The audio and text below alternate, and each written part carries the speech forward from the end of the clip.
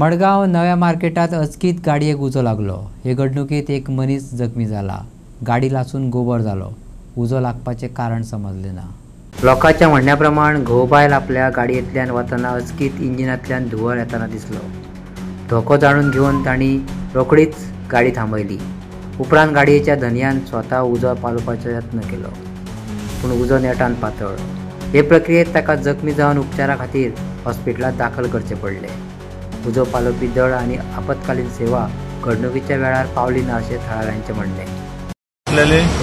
देवात येताले आमगे बाबती पळोवन पयली तोय धांवलो हांव फुडल्यान येतालो। फुडल्यान आमी काडत रावले। पयलीं आमी ताका सांगलें तेगेलें इकबाल सुपर मार्केट शटर बंद कर वाडपाक।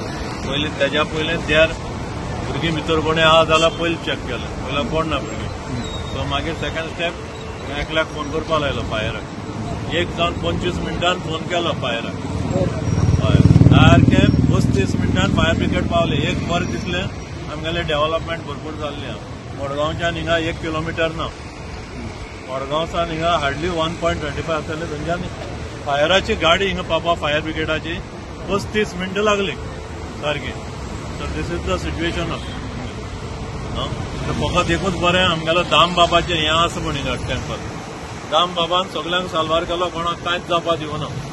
आयज हांगा मडगांव ओल्ड मार्केटान एक गाडयेक उजो लागलो।